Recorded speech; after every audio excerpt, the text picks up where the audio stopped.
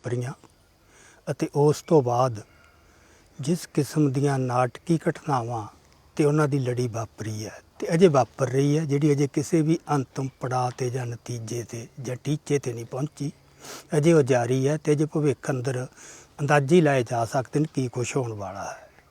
ਸੋ ਇਹ ਸਾਰੇ ਘਟਨਾਕ੍ਰਮ ਦੀ ਕੀ ਵਿਆਖਿਆ ਬਣਦੀ ਹੈ, ਅੱਜ ਦੀ ਜਿਹੜੀ ਗੱਲਬਾਤ ਹੈ ਉਹਦੇ 'ਚ ਆਪਾਂ ਮੁੱਖ ਤੌਰ 'ਤੇ ਇਸੇ ਬਾਰੇ ਗੱਲ ਕਰਾਂਗੇ। ਇਹ ਜੋ ਸਾਰਾ ਘਟਨਾਕ੍ਰਮ ਜੋ 26 ਨੂੰ ਵਾਪਰਿਆ ਤੇ ਉਸ ਤੋਂ ਬਾਅਦ ਜੋ ਵਾਪਰ ਰਿਹਾ ਹੈ, ਜੋ ਅੱਗੇ ਵੀ ਵਾਪਰਨਾ ਹੈ, ਉਹਦੇ ਦੋ ਵਿਸ਼ੇਸ਼ਤਾਈਆਂ। ਇੱਕ ਤਾਂ ਉਹ ਅਕਾਰਨ ਨਹੀਂ, ਉਹਦੇ ਨਿਸ਼ਚਿਤ ਕਾਰਨ। ਦੂਜਾ ਬਿਲਕੁਲ ਵੀ ਅਚਾਨਕ ਕੁਛ ਨਹੀਂ, ਇੱਕ ਲੰਮੇ ਚਿਰ ਤੋਂ ਘੜੀ ਤੇ ਅਮਲ ਵਿੱਚ ਲਿਆਂਦੀ ਜਾ ਰਹੀ ਨੀਤੀ ਦੇ ਵਿੱਚ ਦੇ ਉਹ ਵਿੱਚ ਹੀ ਫਿੱਟ ਹੁੰਦਾ ਹੈ। ਹਾਂ, ਉਹਦੇ 'ਚ ਉਤਰਾਅ ਚੜਾਅ ਜ਼ਰੂਰ ਆਉਂਦੇ ਨੇ ਤੇ ਕੁਛ ਰੱਦੋ ਬਦਲ ਵੀ ਹੁੰਦੀ ਹੈ, ਜਿਹਨੂੰ ਅਸੀਂ ਕਹਿੰਦੇ ਹਾਂ ਟੈਕਟੀਕਲ ਐਡਜਸਟਮੈਂਟਸ। ਸਿਚੁਏਸ਼ਨ ਮੁਤਾਬਕ ਉਹਦੇ ਵਿੱਚ ਕੁਛ ਅਦਲਾ ਬਦਲੀਆਂ ਕੀਤੀਆਂ ਜਾਂਦੀਆਂ ਨੇ। ਸੋ ਇਹਨੂੰ ਇਸ ਤਰ੍ਹਾਂ ਦੇਖਣਾ ਚਾਹੀਦਾ ਹੈ। ਤੇ ਉਹਦੇ 'ਚ ਆਪਾਂ ਸ਼ੁਰੂ ਕਰਦੇ ਹਾਂ ਇੱਥੋਂ ਕਿ ਜਦੋਂ ਦੀ BJP ਸੱਤਾ ਦੇ ਵਿੱਚ ਆਈ ਹੈ, ਮੋਦੀ ਦੀ ਸਰਕਾਰ 2014 ਤੋਂ, ਉਦੋਂ ਉਹਦੇ ਸਾਹਮਣੇ ਪੋਲੀਟੀਕਲ ਏਜੰਡਾ ਕੀ ਸੀ, ਇਹਦੇ ਬਾਰੇ ਆਪਾਂ ਬਹੁਤੀ ਗੱਲ ਨਹੀਂ ਕਰਨੀ, ਇਹ ਇੰਨੀ ਆਮ ਹੈ ਜਿਹੜੀ ਹਰ ਕਿਸੇ ਨੂੰ ਹੀ ਪਤਾ ਹੈ। ਪਰ ਅੱਜ ਜੋ ਘਟਨਾਕ੍ਰਮ ਵਾਪਰ ਰਿਹਾ ਹੈ ਉਹਦੇ ਨਾਲ ਜਿੰਨਾ ਕੁ ਉਹਦਾ ਸੰਬੰਧ ਜੁੜਦਾ ਆਪਾਂ ਉਨੀ ਕੀ ਗੱਲ ਕਰਾਂਗੇ।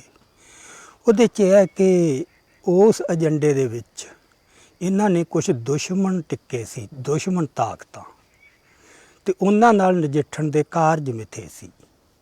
ਉਹਦੇ ਵਿੱਚ ਸਭ ਤੋਂ ਪਹਿਲੀ ਗੱਲ ਤਾਂ ਇਹ ਸੀ ਕਿ ਜਿਹੜੀਆਂ ਮੁਸਲਿਮ ਵਰਗ ਹੈ ਉਸ ਦੇ ਉੱਤੇ ਮੁੱਖ ਅਟੈਕ ਰੱਖਣਾ ਹੈ। ਆਮ ਤੌਰ 'ਤੇ ਧਾਰਨਾ ਜਿਹੜੀ ਵਾਰ-ਵਾਰ ਕਹੀ ਜਾਂਦੀ ਹੈ ਕਿ ਇਹ ਦੇਸ਼ ਦੀਆਂ ਘੱਟ ਗਿਣਤੀਆਂ ਪ੍ਰਤੀ ਇਹ ਹਮਲਾਵਰ ਹੈ ਤੇ ਉਹਨਾਂ ਪ੍ਰਤੀ ਇੱਕ ਨਫ਼ਰਤ ਲੈ ਕੇ ਚੱਲਦੇ ਹੈ। ਇਹ ਗੱਲ ਜਨਰਲੀ ਟਰੂ ਹੈ, ਸੱਚੀ ਹੈ, ਪਰ ਜਦੋਂ ਇਹ ਲਾਗੂ ਹੁੰਦੀ ਹੈ ਇਹ ਬਿਲਕੁਲ ਇਨ ਬਿਨ ਇੱਕੋ ਜਿਹੀ ਤਰ੍ਹਾਂ ਨਹੀਂ ਲਾਗੂ ਹੁੰਦੀ ਕਿ ਸਾਰੀਆਂ ਹੀ ਘੱਟ ਗਿਣਤੀਆਂ ਪ੍ਰਤੀ ਇੱਕੋ ਜਿਹੀ ਸ਼ਿੱਦਤ ਨਾਲ ਜਾਂ ਇੱਕੋ ਤਿੱਖਾ ਹਮਲਾ ਹੋਏਗਾ। ਸੋ ਜੋ ਕੁਛ ਹੁਣ ਤੱਕ ਸਾਹਮਣੇ ਆਇਆ, ਜੋ ਨੀਤੀ ਉਹ ਅਮਲ 'ਚ ਆਈ ਹੈ, ਉਹਦੇ 'ਚ ਆਪਾਂ ਇਹ ਪ੍ਰਤੱਖ ਦੇਖ ਸਕਦੇ ਹਾਂ ਕਿ ਹਮਲੇ ਦੀ ਮੁੱਖ ਧਾਰ ਮੁਸਲਿਮ ਵਰਗ ਵੱਲ ਸੇਧਤ ਹੈ। ਜਿਹੜਾ ਈਸਾਈ ਨੇ 2014 ਤੋਂ ਬਾਅਦ ਜਦੋਂ ਇਹ ਸੱਤਾ 'ਚ ਨਹੀਂ ਆਏ ਸੀ, ਕਬੀਲੀ ਖੇਤਰਾਂ 'ਚ ਇਹਨਾਂ ਦਾ ਰੁਖ ਬਹੁਤ ਹੀ ਹਮਲਾਵਰ ਸੀ। ਜਦੋਂ ਉਹ ਪਾਦਰੀ ਸਟੇਨ ਤੇ ਉਹਦੇ ਬੱਚੇ ਸਾੜੇ ਗਏ ਨੇ, ਪਰ ਸੱਤਾ 'ਚ ਆਉਣ ਤੋਂ ਬਾਅਦ ਇਹਨਾਂ ਨੇ ਆਪਦਾ ਇੱਕਦਮ ਰੁਖ ਬਦਲਿਆ, ਉਹਦੇ ਵਿੱਚ ਬੜੀ ਵੱਡੀ ਟੈਕਟੀਕਲ ਚੇਂਜ ਕੀਤੀ ਹੈ। ਉਹਨਾਂ ਨੂੰ ਆਪਦੇ ਫੌਰੀ ਏਜੰਡੇ ਦੇ ਵਿੱਚੋਂ ਬਾਹਰ ਕੱਢਤਾ ਇਹਨਾਂ ਨੇ, ਤੇ ਪੰਜਾਬ 'ਚ ਤਾਂ ਸਗੋਂ ਉਲਟਾ ਹੋ ਗਿਆ ਕਿ ਉਹਨਾਂ ਦੀ ਪੁਸ਼ਤ ਪਨਾਹੀ ਕੀਤੀ ਜਾਵੇ। ਉਹ ਕਿਉਂ ਹੈ, ਉਹਦੇ ਪਿੱਛੇ ਕਿਹੜੀ ਥਿੰਕਿੰਗ ਹੈ, ਆਪਾਂ ਬਾਅਦ ਜਾ ਕੇ ਗੱਲ ਕਰਾਂਗੇ। ਸੋ ਇਸ ਹਿਸਾਬ ਨਾਲ ਈਸਾਈ ਵਰਗ ਪਾਸੇ ਕੱਢਤਾ ਹੈ। ਸਿੱਖਾਂ ਪ੍ਰਤੀ ਇਹਦੀ ਜਿਹੜੀ ਨੀਤੀ ਹੈ ਉਹ ਆਮ ਤੌਰ 'ਤੇ ਇਹ ਹੈ ਵੀ ਸਿੱਖਾਂ ਪ੍ਰਤੀ ਇਹ ਇੱਕ ਵਿਤਕਰਾ ਤਾਂ ਚਲੋ ਰੱਖਦੇ ਨੇ, ਈਰਖਾ ਤੇ ਦੁਸ਼ਮਣੀ ਦਾ ਭਾਵ ਲੈ ਕੇ ਚੱਲਦੇ ਨੇ। ਇਹ ਗੱਲ ਆਪਦੇ ਆਪ 'ਚ ਗਲਤ ਨਹੀਂ, ਪਰ ਜਦੋਂ ਇਹ ਅਮਲ 'ਚ ਲਾਗੂ ਹੁੰਦੀ ਹੈ ਉਦੋਂ ਇਹ ਕੁਛ ਭੁਲੇਖਿਆਂ ਨੂੰ ਜਾਂ ਭਰਮਾਂ ਨੂੰ ਵੀ ਜਨਮ ਦੇ ਦਿੰਦੀ ਹੈ। ਸਿੱਖਾਂ ਪ੍ਰਤੀ ਉਹਦੀ ਨੀਤੀ ਦਾ ਜਿਹੜਾ ਪੱਖ ਸਾਹਮਣੇ ਆ ਰਿਹਾ ਹੈ ਉਹ ਇਹ ਹੈ ਕਿ ਇਹਨਾਂ ਦੀ ਜਿਹੜੀ ਲੋੜ ਵੀ ਹੈ ਤੇ ਨੀਤੀ ਵੀ ਹੈ ਵੀ ਸਿੱਖਾਂ ਨੂੰ ਦੂਰ ਨਾ ਧੱਕਿਆ ਜਾਵੇ, ਉਹਨਾਂ ਨੂੰ ਆਪਣੇ ਬਣਾ ਕੇ ਆਪਦੇ ਵਿੱਚ ਜਜ਼ਬ ਕੀਤਾ ਜਾਵੇ। ਮੁਸਲਮਾਨਾਂ ਨੂੰ ਆਪਣੇ ਬਣਾ ਕੇ ਆਪਦੇ ਵਿੱਚ ਜਜ਼ਬ ਕਰਨ ਦੀ ਕੋਈ ਯੋਜਨਾ ਨਹੀਂ, ਕੋਈ ਸੋਚ ਨਹੀਂ। ਸੋ ਉਹਨਾਂ ਨੂੰ ਐਲੀਮੀਨੇਟ ਕਰਨਾ ਕਿ ਉਹਨਾਂ ਨੂੰ ਤਾਂ ਇਸ ਹੱਦ ਤੱਕ ਖਤਮ ਕਰ ਦਿਓ ਤੇ ਡਰਾ ਦਿਓ ਕਿ ਉਹਨਾਂ ਦੀ ਹਸਤੀ ਤਕਰੀਬਨ ਮਿਟ ਜਾਵੇ ਤੇ ਉਹ ਇੱਕ ਮੁਕੰਮਲ ਗੁਲਾਮ ਨਾਗਰਿਕ ਬਣ ਕੇ ਇੱਥੇ ਰਹਿਣਾ ਉਹ ਆਪਣਾ ਪ੍ਰਵਾਨ ਕਰ ਲੈਣ। ਜਿਵੇਂ ਮੁਗਲ ਰਾਜ 'ਚ ਹਿੰਦੂ ਆਗੂਆਂ ਨੇ ਤੇ ਹਿੰਦੂ ਸਮਾਜ ਨੇ ਇੱਕ ਜਨਰਲ ਜੀ ਆਪਦੀ ਪਹੁੰਚ ਅਪਣਾ ਲਈ ਸੀ ਕਿ ਆਪਣੀ ਹੋਂਦ ਬਚਾਉਣ ਵਾਸਤੇ ਹੁਣ ਇਹਦੀ ਮੁਕੰਮਲ ਅਧੀਨਗੀ ਕਬੂਲ ਕਰ ਲਓ। ਸੋ ਉਹਨਾਂ ਨੂੰ ਤਾਂ ਉਹ ਉਸ ਪੈਂਤੜੇ 'ਤੇ ਲਿਆਉਣਾ ਚਾਹੁੰਦੇ ਨੇ। ਸਿੱਖਾਂ ਪ੍ਰਤੀ ਉਹਨਾਂ ਦੀ ਗੱਲ ਐਲੀਮੀਨੇਸ਼ਨ ਦੀ ਨਹੀਂ, ਜਿਹੜੀ ਮੇਜਰ ਉਹਦੇ 'ਚ ਆਸਪੈਕਟ ਹੈ ਉਹ ਹੈਗੀ ਹੈ ਅਸਿਮੀਲੇਸ਼ਨ, ਜਿਹਨੂੰ ਅਸੀਂ ਕਹਿੰਦੇ ਹਾਂ। ਬੜੀ ਸਪੈਸੀਫਿਕ ਟਰਮ ਹੈ ਜਿਹੜੀ ਸਾਰੀ ਦੁਨੀਆ ਨੂੰ ਜਾਣਦੀ ਹੈ ਕਿ ਤੁਸੀਂ ਕਿਸੇ ਦੂਜੇ ਵਰਗ ਨੂੰ ਆਪਣਾ ਕਹਿ ਕੇ ਆਪਦੇ ਵਿੱਚ ਜਜ਼ਬ ਕਰ ਲਓ। ਸੋ ਉਹਦੀ ਕਲਚਰਲ ਹਸਤੀ ਖਤਮ ਕਰ ਦਿਓ, ਜਿਸਮਾਨੀ ਹਸਤੀ ਨਹੀਂ। ਸੋ ਆਮ ਨੀਤੀ ਉਹਦੇ 'ਚ ਇਹ ਹੈ। ਹੁਣ ਉਹਦੇ ਵਿੱਚ ਅੜਿੱਕਾ ਕਿੱਥੇ ਲੱਗ ਰਿਹਾ ਹੈ?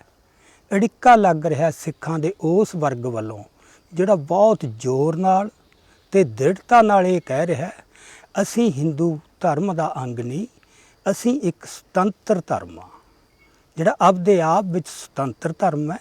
ਇਸ ਕਰਕੇ ਅਸੀਂ ਇਹ ਜਿਹੜੀ ਅਸਿਮੀਲੇਸ਼ਨ ਦੀ ਨੀਤੀ ਹੈ ਜਾਂ ਜਿਹੜੀ ਯੋਜਨਾ ਹੈ ਜਾਂ ਜਿਹੜੇ ਮਨੋਰਥ ਨੇ ਅਸੀਂ ਉਹ ਪੂਰੇ ਨਹੀਂ ਹੋਣ ਦੇਣੇ। ਤੇ ਉਹ ਬਹੁਤ ਸਰਗਰਮੀ ਨਾਲ ਤੇ ਉੱਚੀ ਤੇ ਦ੍ਰਿੜਤਾ ਨਾਲ ਇਹ ਪੋਜੀਸ਼ਨ ਲੈਂਦੇ ਆ ਰਹੇ ਨੇ, ਜਿਹੜੀ ਇਹਨਾਂ ਦੇ ਸਾਰੇ ਉਸ ਯੋਜਨਾ 'ਚ ਉਸ ਏਜੰਡੇ ਦੇ ਰਾਹ ਵਿੱਚ ਵੱਡੀ ਰੁਕਾਵਟ ਬਣਦੀ ਹੈ। ਪਰ ਹੁਣ ਇਹ ਗੱਲ ਕਹਿ ਕੇ ਉਹਨਾਂ ਤੇ ਹਮਲਾ ਕਰਨਾ ਬਹੁਤਾ ਨੰਗਾ ਚਿੱਟਾ ਹੈ। ਉਹਦੇ ਨਾਲ ਵੀ ਅਸਿਮੀਲੇਸ਼ਨ ਦੇ ਪ੍ਰੋਜੈਕਟ ਨੂੰ ਢਾਹ ਲੱਗਦੀ ਹੈ।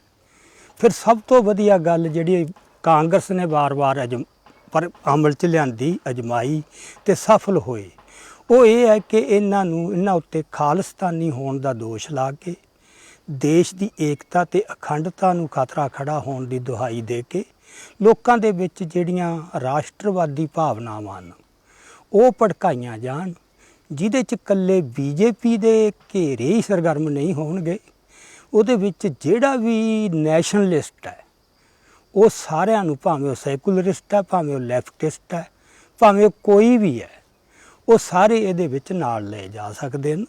ਸੋ ਇਹ ਰਣਨੀਤੀ ਉਹਨਾਂ ਦੀ ਹੈ ਕਿ ਓਸਟੈਂਸ਼ਿਵਲੀ ਜਿਹਨੂੰ ਨੇ ਕਹਿੰਦੇ ਆਪਾਂ, ਦੇਖਣ 'ਚ ਕਹੋ ਕਿ ਅਸੀਂ ਖਾਲਿਸਤਾਨੀ ਜਿਹੜੇ ਹੈਗੇ ਤੱਤ, ਅਸੀਂ ਉਹਨਾਂ ਤੇ ਹਮਲਾ ਕਰਦੇ ਹਾਂ, ਸਿੱਖਾਂ ਤੇ ਨਹੀਂ।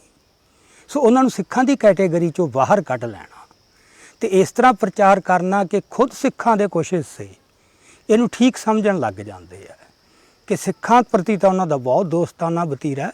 ਇਹ ਤਾਂ ਜਿਹੜੇ ਬੰਦੇ ਦੇਸ਼ ਦਾ ਨੁਕਸਾਨ ਕਰਨਾ ਚਾਹੁੰਦੇ ਨੇ, ਦੇਸ਼ ਨੂੰ ਤੋੜਨਾ ਚਾਹੁੰਦੇ ਨੇ, ਇਹ ਤਾਂ ਉਹਨਾਂ ਦਾ ਹੈ।